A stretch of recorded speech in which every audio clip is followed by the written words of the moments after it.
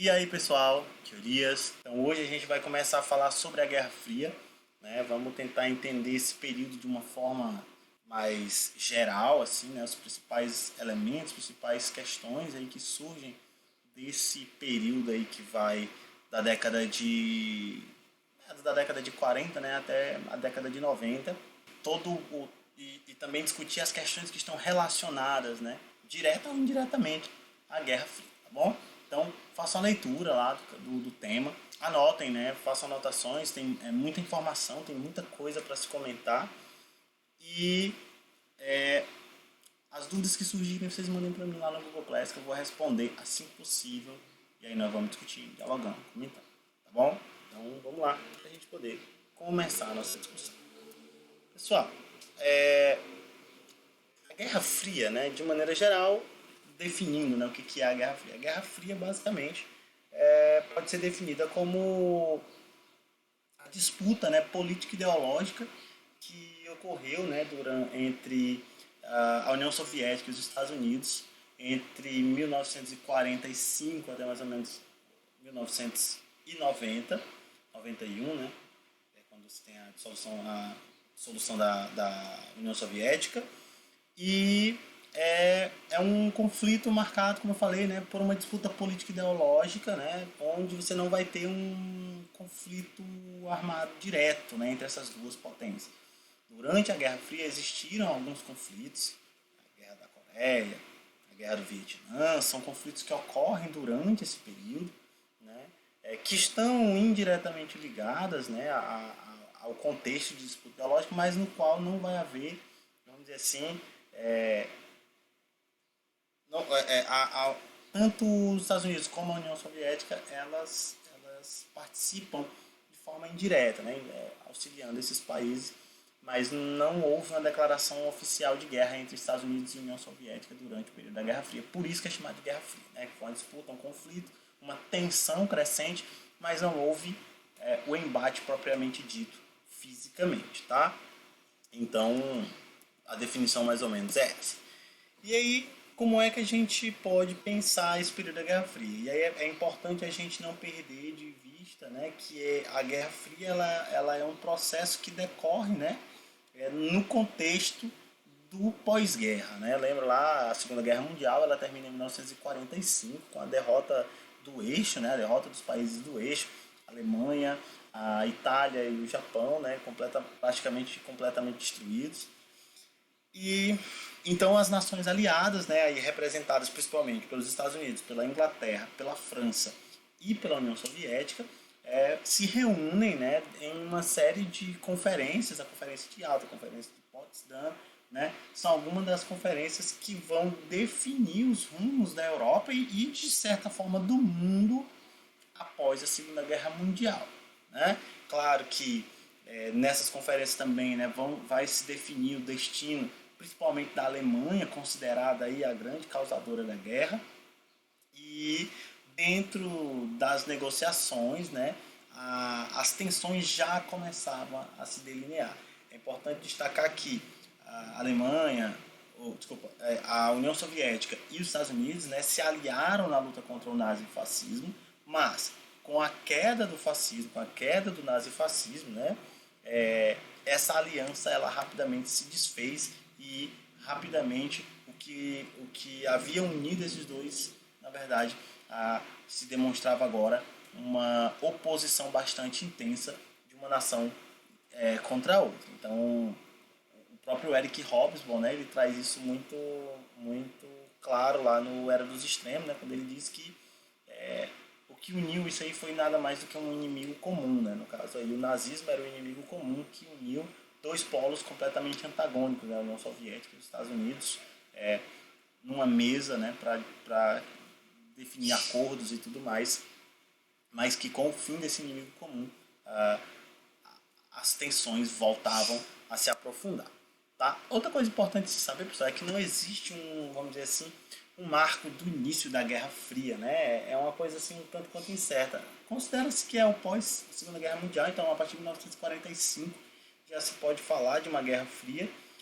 Mas não existe um consenso não, tá? Alguns historiadores podem remontar até mesmo antes da Segunda Guerra Mundial, lá durante o período do surgimento da União Soviética, e as tensões que começavam a crescer em relação ao aparecimento da União Soviética no cenário mundial, como também você tem alguns que colocam aí para depois, né? Então, 1947, 1949, então fica essa divisão aí um tanto quanto incerta. Mas, de maneira geral, 1945, a gente sabe que a partir dali, né, essas tensões só viriam a se aprofundar e se agravar.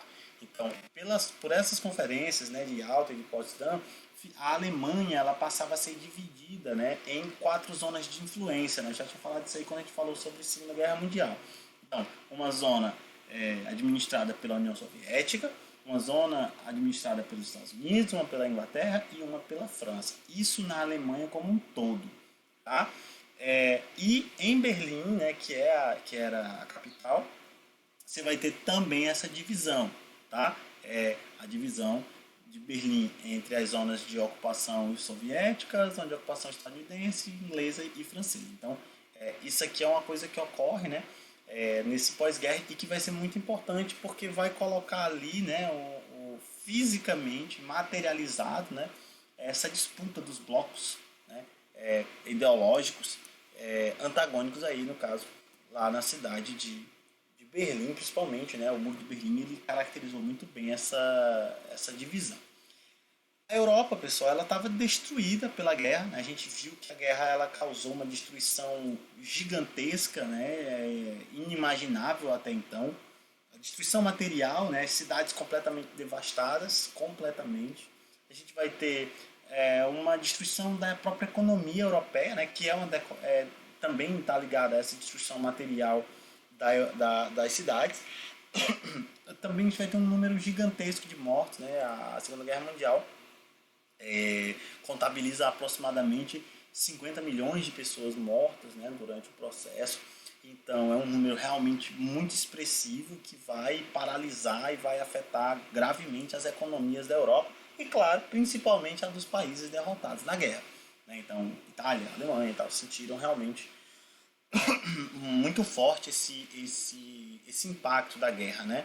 Então, a guerra, ao destruir a Europa, ela abriu espaço ali para a influência das nações que se mantiveram. E aí é importante destacar que, terminada a guerra,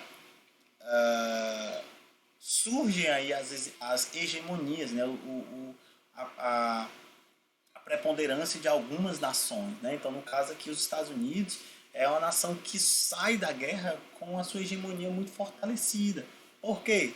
Os Estados Unidos entra na guerra, mas não enfrenta, né, combates dentro do seu território, né? Não é abalado fortemente pela destruição material, não é abalado fortemente pela destruição econômica. Então, os Estados Unidos saem da guerra muito fortalecido. As potências europeias completamente destruídas, os antigos impérios, como a Inglaterra e a França, perdiam, né, a partir da década de 40 e 50, cada vez mais o seu domínio. E não é à toa que o fim da guerra culmina também com o processo de descolonização da África, justamente com o enfraquecimento desses impérios após a Segunda Guerra Mundial. Então, a Alemanha tinha territórios na África, a Itália tinha territórios na África, a Espanha tinha territórios na África, a França e a Inglaterra, então, eram as maiores detentoras de territórios na África. E aí, com o enfraquecimento dessas nações, você vai ter o movimento de descolonização, a luta pela independência na África, refletindo justamente uma queda nesse domínio, nessa hegemonia dessas nações que dominavam o mundo praticamente desde lá do século XIX. Então, quer dizer, os Estados Unidos emergem como uma potência hegemônica que passa, então, que possui uma das maiores economias, né, e que, a partir de então, vai financiar a reconstrução da Europa. Possuía também um dos maiores arsenais, e aí fortalecida ainda mais pelo sucesso que foi o projeto Manhattan, no caso lá, o projeto da bomba atômica. Então, quer dizer, os Estados Unidos surgia aí como uma nação hegemônica, né? Praticamente sozinho, né? A União Soviética, ela rivalizava com os Estados Unidos no plano ideológico, mas no que se refere ao fim da guerra, a União Soviética estava também bastante abalada, destruída e economicamente fragilizada depois das destruições e das milhares de pessoas que morreram ao longo da Segunda Grande Guerra. Então, quer dizer, havia uma situação, né, ímpar naquele momento, porque os Estados Unidos representava essa hegemonia. E é justamente por conta disso que os Estados Unidos vai tentar, né, dentro das suas condições, ampliar a sua influência, ampliar a sua hegemonia e garantir a contenção do comunismo, né, no caso do regime soviético, na Europa Oriental. É aí que você vai ter, né, esse é o período em que o Harry Truman estava, né, na presidência dos Estados Unidos, então o Harry Truman vai dar início a um período que foi conhecido como Doutrina Truman, que basicamente era uma doutrina, né, que era uma série de políticas que visavam aumentar a presença, né, dos Estados Unidos na Europa, bem como conter o avanço do comunismo, principalmente porque esses países estavam destruídos e durante a Primeira Guerra Mundial, com a destruição material da Europa, vários países, né, passaram por revoluções sociais que se aproximavam, né, do modelo socialista proposto pela União Soviética, e havia o receio de que após a Segunda Guerra Mundial uma nova onda de revoluções assolasse a Europa, e agora, né, a União Soviética representando uma ameaça maior. Então, quer dizer, os Estados Unidos vai ampliar essa sua rede de influência por meio dessa doutrina chamada Doutrina Truman, né, aumentando a presença estadunidense na Europa, enfim, auxiliando os países que necessitassem, né, para aproximar esses países dos Estados Unidos e, claro, necessariamente distanciá-los da União Soviética. Então, é nesse contexto que, a partir da década de 40, né, de 45 para frente, você vai ter uma série de esforços que vão sendo tomados, principalmente a partir dos Estados Unidos, mas que também alguns vão ganhar eco na Europa, né, esforços que visavam, acima de tudo, conter o avanço do comunismo na Europa Ocidental, né, no caso, para não enfim, fortalecer esse bloco, né, que seria o bloco antagônico. Então, olha só. Então, em 1947, você vai ter o lançamento do Plano Marshall, né, por parte dos Estados Unidos, a gente vai ver o que é o Plano Marshall, e o fortalecimento a partir da década de 50 do macartismo dentro dos Estados Unidos. Né?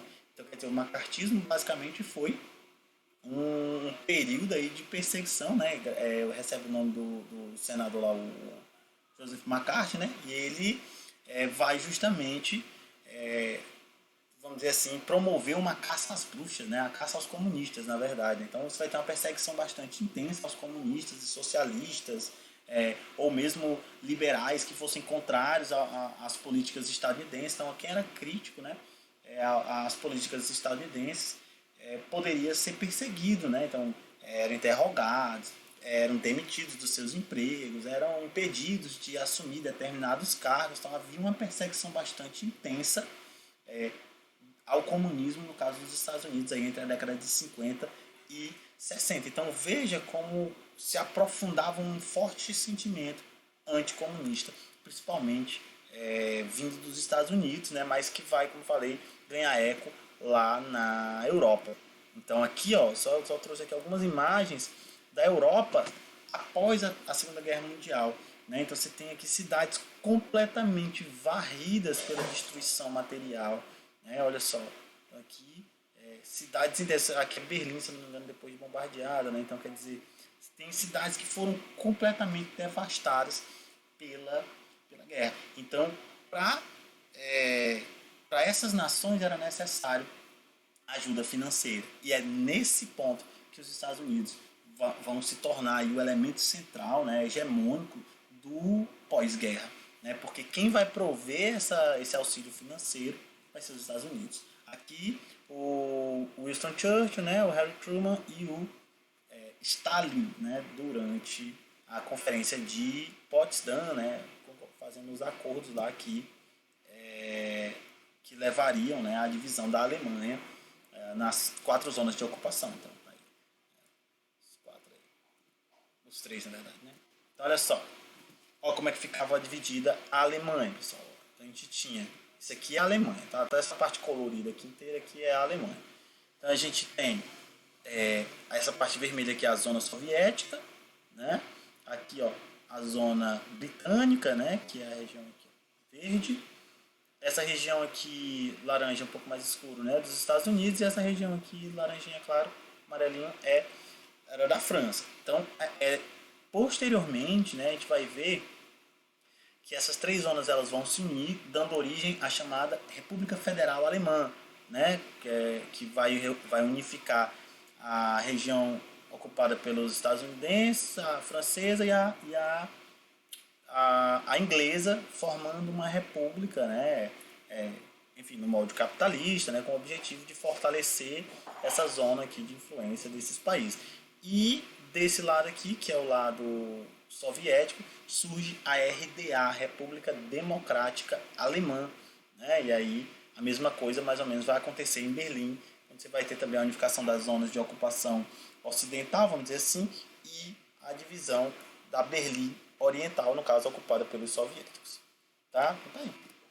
Então, a disputa política ideológica ela vai se dar em diversos planos, em diversos acordos, tratados, políticas, que, de um lado, visavam conter o avanço do comunismo, do outro, visava fortalecer e consolidar a influência soviética sobre os países socialistas. Então, aqui a gente vai ter uma disputa bastante intensa, né? Então, os Estados Unidos querendo ampliar a sua influência política, a influência do bloco capitalista sobre os países da Europa, para que o comunismo não avançasse. Do outro, a União Soviética querendo garantir a consolidação da sua influência sobre os países da República, né, Soviética, bem como dos países alinhados ali, né? Então, é nesse processo que você vai ter, a partir de 47, né, a promulgação do Plano Marshall, né, que basicamente era um plano de ajuda financeira. Então, os Estados Unidos emprestariam dinheiro para a Europa, né, para os países europeus a juros baixos, para que esses países pudessem reconstruir suas economias, suas cidades, enfim, se reconstruir de maneira geral, né? Então, a partir desse momento, então, esses países ficavam enfim, dependentes financeiramente dos Estados Unidos e, claro, né, se submetiam à influência política e econômica desse país sobre a Europa. Do outro lado do processo, já em 1947, a União Soviética cria o chamado Cominform, né? O Cominform basicamente era o comitê, né, de informações dos partidos comunistas e operários que visava integrar, né, consolidar a influência soviética sobre os países alinhados ali próximos, né, até mesmo com medo de que esses países eventualmente se beneficiassem do Plano Marshall e consequentemente se submetessem à influência estadunidense. Então, a criação do Cominform visava consolidar o poder que a União Soviética já havia conquistado até ali. E aí, veja só, né? Lembre-se que a União Soviética também passou por duras perdas durante o processo da guerra. Então, ao mesmo tempo que a União Soviética buscava consolidar a sua influência, ela também buscava se reconstruir. Então, aqui a gente vai ter um processo bastante complexo, né? Vivido pela União Soviética. E aí, em 1949, a União Soviética cria, então, o que seria a rivalização aí do Plano Marshall, né, que é o chamado Comecon, né, que é o Conselho de Assistência Econômica Mútua. Basicamente um plano econômico para reconstrução dos países socialistas, né, alinhados à União Soviética. Então, como eu falei, era um rival aí do Plano Marshall, só que referente aos países comunistas. É importante destacar que muitos países do Comecon acabam não sendo muito beneficiados. Um exemplo disso é a própria Alemanha, a Alemanha Oriental, né, a RDA, acaba não se beneficiando muito do Comecon porque a própria União Soviética passava por um processo de reconstrução. Então, a distribuição desse financiamento ela não foi muito igualitária e muito constante, né? Então, a União Soviética, justamente por precisar se reconstruir, sentiu muita dificuldade em restabelecer as economias que também estavam destruídas. Então, isso é uma coisa muito importante de destacar, tá? Então, no plano político-econômico, você vai ter a presença desses dois planos, e isso durante toda a década de 40 e 50, e aprofundam-se as tensões com a formação dos pactos militares, porque aí havia um receio, claro, né, o receio ele existiu durante todo o período, de que eventualmente houvesse uma guerra, né, entre os dois lados antagônicos aqui. E aí, claro, cada um dos dos líderes desses blocos vão buscar se proteger e manter aqueles ali sobre seus aliados, sobre a sua zona de influência. Então é nesse contexto que você vai ter em 49 o surgimento da OTAN, que é a Organização do Tratado Atlântico Norte, né, que reúne os países basicamente da Europa Ocidental, né, e os Estados Unidos e o Canadá. Então, basicamente, você vai ter aí os países que fazem parte do chamado Bloco Ocidental, ou, no caso, o Bloco Capitalista, reunidos numa aliança político-militar que basicamente determinava que qualquer ataque sofrido, principalmente pela União Soviética, a qualquer uma das nações, seria considerado um ataque a todas. Né? Então a ideia era se proteger justamente para evitar, assim, né? Para caso houvesse uma guerra, a aliança ela já tivesse sido formada. A União Soviética também vai refletir esse avanço militar, né, no Pacto de Varsóvia. Como eu falei, só que ela demora um pouco, né, principalmente como eu falei, a União Soviética estava em processo de reconstrução, então as políticas capitalistas elas vão ocorrer de forma bem mais lenta do que as políticas anticomunistas ocorrem no lado ocidental. Mas aí em 1955 você vai ter a criação do chamado Pacto de Varsóvia, que reunia basicamente as repúblicas, né, socialistas alinhadas à União Soviética. Né? Aí você vai ter a União Soviética, a Albânia, a Hungria, a Romênia, a Bulgária, a Polônia e, claro, a República Democrática Alemã, né, a RDA.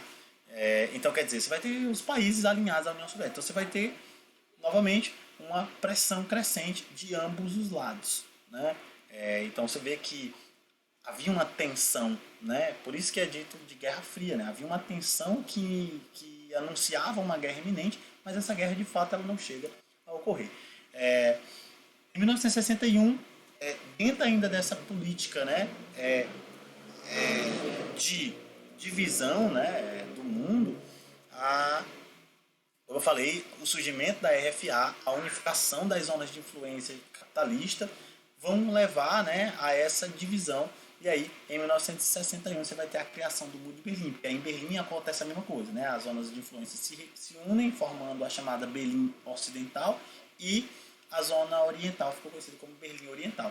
E aí, em decorrência das crises econômicas, né, pela qual a RDA passava, principalmente por não receber tanto auxílio do Comecon, muita gente acabava fugindo da região oriental para a região ocidental. E aí, para evitar essa fuga, o governo da RDA, né, o Partido Comunista lá da RDA, vai decretar a construção do chamado Muro de Berlim, ficou conhecido como Muro da Vergonha, né, que basicamente era uma faixa, um muro, né, que cortava a cidade de Berlim inteira, né, e ele era fortemente militarizado. Né, ele tinha grade, tinha mina, tinha torre com soldados armados, justamente para impedir as fugas do bloco oriental para o bloco ocidental. E aí, né, claro, o Muro de Berlim acabou se tornando um símbolo da Guerra Fria, né, porque ele, de certa forma, materializava, tornava física essa divisão do mundo, né, em dois blocos antagônicos. E o Muro de Berlim ele separou literalmente famílias, né,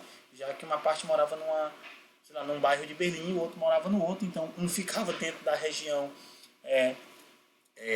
soviética, a outra ficava dentro da região, sei lá, britânica. E aí, com a construção do muro, famílias foram separadas, né? Então, assim, e havia um controle muito forte em relação à passagem dos cidadãos da região oriental para a região ocidental. Então, quer dizer, foi uma coisa que causou bastante descontentamento, né? E que posteriormente levou à própria dissolução da RDA e à reunificação da Alemanha.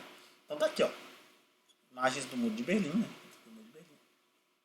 Cortava Berlim inteira. Ainda hoje existem algumas partes do muro que estão em pé, né? Como preservação da memória local. Que ele, novamente, né, dá para ver que ele é fortemente militarizado, né, protegido e tudo mais. Tá? É isso. Aqui, ó, as áreas beneficiadas pelo Plano Marshall. Você vai ter vários países, né? A Alemanha, né? A região ocidental da Alemanha. Aqui, ó, a França, a Bélgica, a Holanda e tal. A Inglaterra, né? Você vê que é uma das que mais se beneficia desse processo. Os países nórdicos aqui. Então, quer dizer, basicamente os Estados Unidos investiu o que tinha, né? na Europa para tentar reconstruir a Europa e, claro, barrar a expansão comunista, né? Claro, manter ali esses países na sua zona de influência, tá? Aqui, aqui é a OTAN, né? A OTAN é formada aqui pelo Canadá, né? Os Estados Unidos, aí aqui os países da Europa Ocidental, praticamente todos, né? Itália, Espanha, Portugal, França, Inglaterra, tá? Todo mundo aqui fazendo parte do que foi conhecido como OTAN. E ainda existe até hoje, tá? A OTAN, para quem não sabe.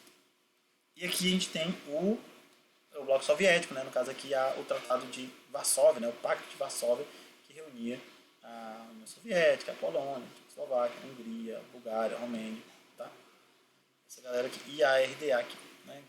Que era. E aí, claro, os países satélites da União Soviética, né? Que a União Soviética, como a gente sabe, era um conjunto de repúblicas, né? O nome já diz tudo.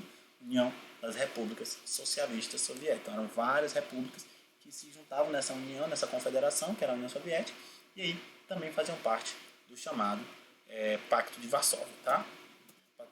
Então é isso, pessoal, né? Essa parte geopolítica, né? Assim, a disputa político-militar entre esses blocos, ela vai se dar de forma muito profunda. Então a Guerra Fria ela não se resume a essa questão política.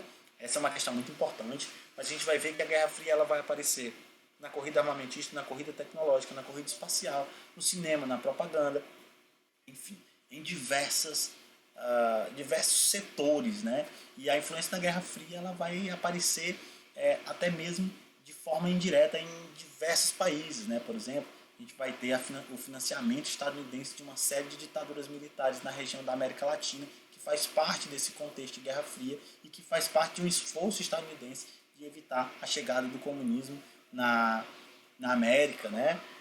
Você vai ter a Revolução Cubana, que também está atrelada a esse processo. Então, quer dizer, você vai ter um contexto ali do pós-guerra mundial que é intrínseco, né? Quer dizer, tem uma série de elementos, processos que estão ocorrendo e que se relacionam com esse contexto maior, que a gente chama de Guerra Fria.